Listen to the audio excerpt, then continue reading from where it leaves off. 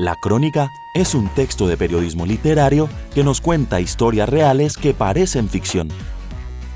Hoy vamos a estudiar cuánto sabemos de la colonización de América, a partir de fuentes de esa época. ¿Fuentes?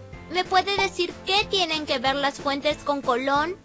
Se llama fuente al lugar de donde proviene la información. Es interesante estudiar la historia a partir de los relatos de sus protagonistas, ¿no? Claro, por ejemplo, volviendo al tema, Cristóbal Colón narra la experiencia de sus viajes desde el mismo lugar de los hechos. Que lo cuente el protagonista tiene ventajas y desventajas. Por un lado, te da una parte de la información, a veces con datos muy esclarecedores y con detalles interesantes. ¿Y cuáles son las desventajas? También da su opinión, y aquí es donde tenemos una posible desventaja.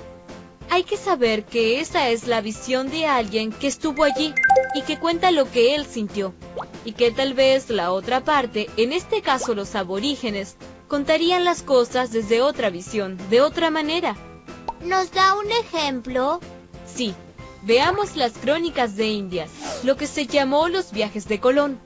Escuchen bien esta introducción y no me digan que es raro como hablan, desde ya les anticipo que es castellano antiguo. Yo siempre leí que el mundo, tierra e agua, era esférico, en las autoridades et de experiencias, que Ptolomeo y todos los otros que escribieron de este sitio daban y demostraban para ello. La podemos definir como un texto periodístico, de periodismo literario, que cuenta con la interpretación del autor y que está redactado desde el lugar en el que han ocurrido unos hechos que pueden ser noticia. ¿Estás prestando atención al video? Entonces intenta responder esta pregunta. Te daré la respuesta cerca al final. ¿Ahora sí vas recordando?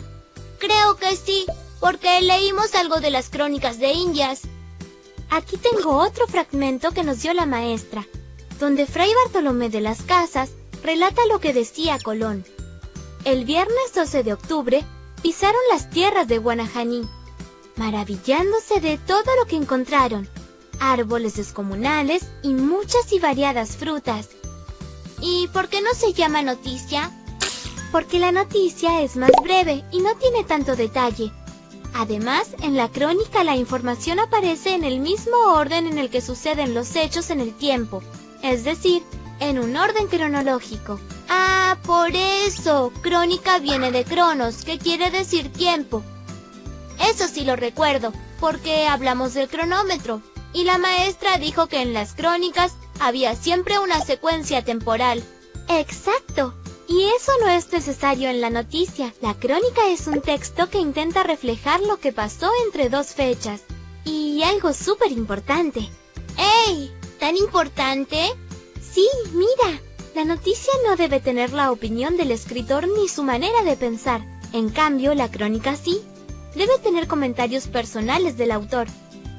Lo que podemos hacer ahora es revisar algunas reglas prácticas que vimos en clase para escribir una crónica. ¡Sí!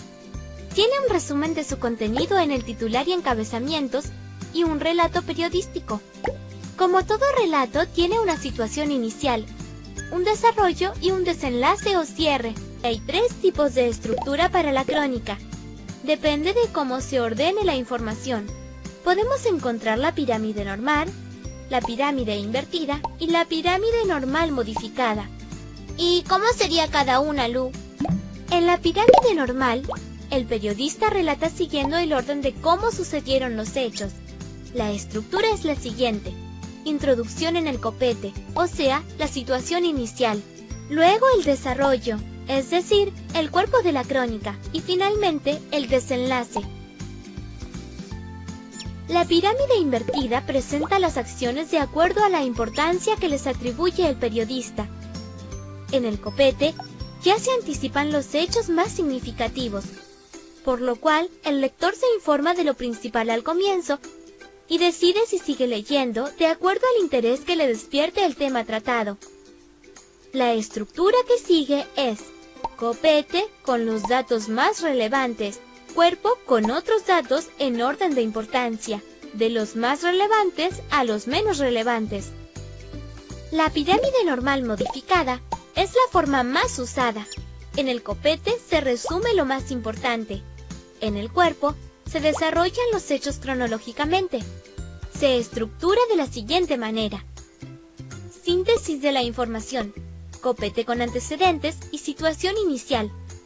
Desarrollo cronológico de los hechos y desenlace e interpretación. Espero que hayas aprendido mucho hoy. Si quieres saber más, descarga la app de Aula 365 y no olvides suscribirte a nuestro canal.